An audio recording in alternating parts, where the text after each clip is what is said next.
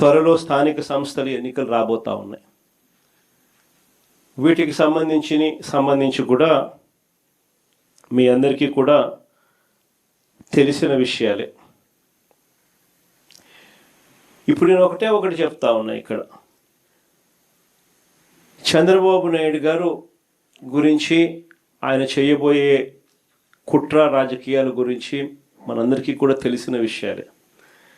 మనం అందరం కూడా ఈ మధ్యకాలంలోనే చూసాం కూడా ఏ రకంగా చంద్రబాబు నాయుడు అనే వ్యక్తి కుట్రలు పన్నుతాడు అని చెప్పి కార్పొరేషన్లో మొన్న జరిగిన ఉప ఎన్నికలు, కార్పొరేషన్లు అయితేనేమి, మున్సిపాలిటీలు అయితేనేమి, మండల పరిషత్తులకు సంబంధించిన ఉప ఎన్నికల్లో కూడా మనం అంతా చూసాం.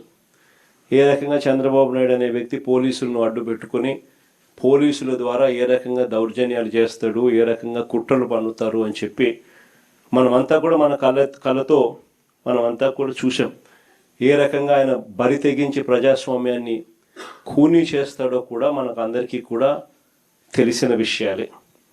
కానీ ఇవన్నీ తెలిసి ఉన్నా కూడా స్థానిక సంస్థల ఎన్నికలు మాత్రం ఖచ్చితంగా మనం ప్రెస్టీజ్గా తీసుకునే జరిపించాల్సిందే.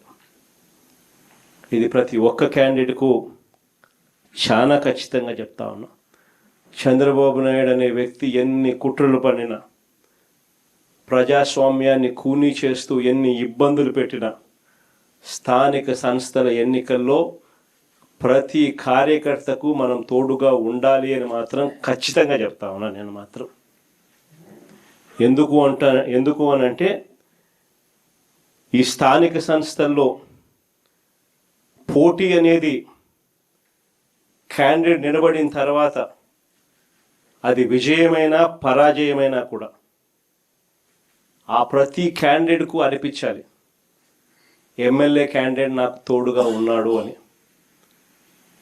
ఆ పరాజయమైనా కూడా ఆ ప్రతి ఎమ్మెల్యే క్యాండిడేట్ నాకు అండగా నిలబడ్డాడు. చంద్రబాబు నాయుడు అధికార దుర్వినియోగం ఎంత చేసినా కూడా, నన్ను ఓడించడానికి ఎంత చేసినా కూడా నా ఎమ్మెల్యే క్యాండిడేట్ నన్ను విడవలేదు, నాకు అండగా తోడుగా నిలబడ్డాడు అన్నది ప్రతి కార్యకర్తకు అనిపించాలి. ఆ విధంగా మీరు కార్యకర్తల మనసులు గెలుచుకునే కార్యక్రమం ఈ ఎన్నికల ద్వారా జరగాలి.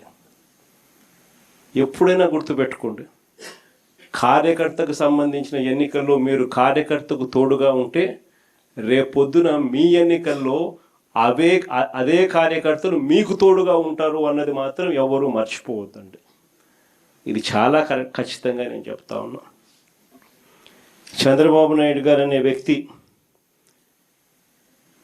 ఎన్ని కుట్రలు చేసినా, ఎంతగా ఇబ్బందులు పెట్టినా కూడా ఖచ్చితంగా స్థానిక సంస్థల ఎన్నికల్లో ప్రతి చోట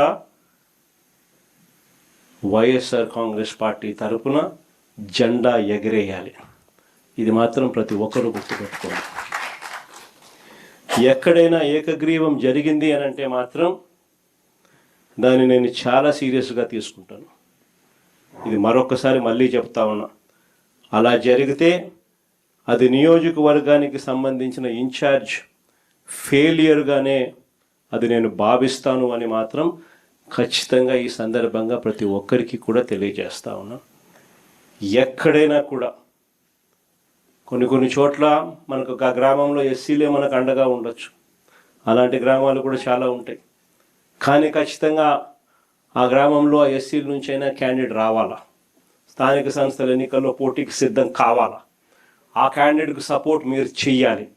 ఆ క్యాండిడేట్కి అనిపించాలి నాకు వైఎస్ఆర్ కాంగ్రెస్ పార్టీ తోడుగా ఉంది, నా ఎమ్మెల్యే క్యాండిడేట్ నా చెయ్యి విడవలేదు, ఊర్లో డామినేషన్ నేను తట్టుకోగలుగుతాను, నిలబడగలుగుతాను అని చెప్పి ఆ క్యాండిడేట్కి అనిపించాలి. అప్పుడే రేపొద్దున జరగబోయే మీ ఎన్నికల్లో ఆ క్యాండిడేట్ అంతే కసితో మీకోసం తోడుగా నిలబడతాడు.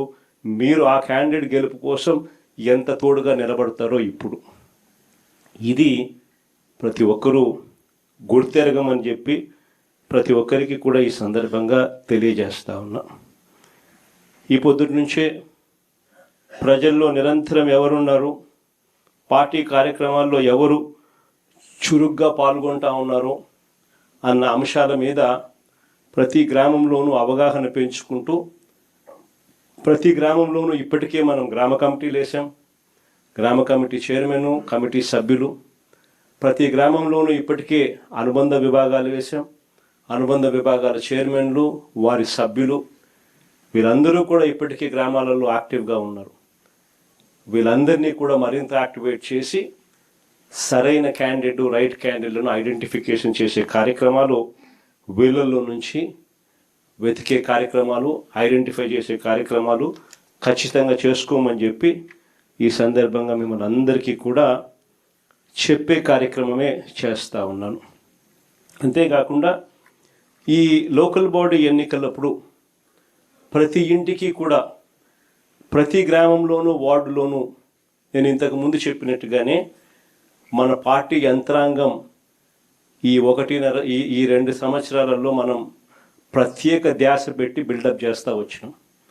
ప్రతి వార్డులోనూ, ప్రతి గ్రామంలోనూ గ్రామ కమిటీలు వేసాం, అనుబంధ విభాగాలు వేసాం, కమిటీ అధ్యక్షులు, కమిటీ సభ్యులు ప్రతి గ్రామంలోకి, ప్రతి వార్డులోకి తీసుకుని పోయాం.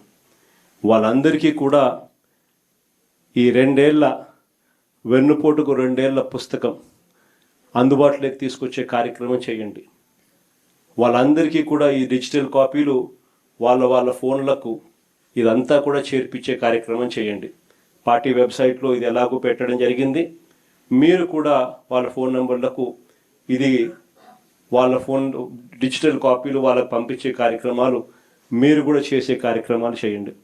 ఈ కాపీలు ప్రతి ఇంటికి, ఆ గ్రామంలోనూ, ఆ వార్డులోనూ ఈ అనుబంధ విభాగాల సభ్యులు, అధ్యక్షులు, గ్రామ కమిటీ అధ్యక్షులు, సభ్యులు ప్రతి ఇంటికి వీటితో వాళ్ళు చదువుకొని ఈ పుస్తకాలను ప్రతి ఇంటికి కూడా వాళ్ళు చేర్పించి, ప్రతి ఇంట్లో కూడా చంద్రబాబు నాయుడు గారి 2 ఏళ్ల పాలన మీద ప్రతి ఇంట్లో కూడా చర్చ జరిగేట్టుగా, ప్రతి ఇంటికి వాళ్ళు వెళ్ళి టైం కేటాయించి వాళ్ళు ప్రతి ఇంట్లో కూడా చర్చ జరిగేట్టుగా చేయాలి.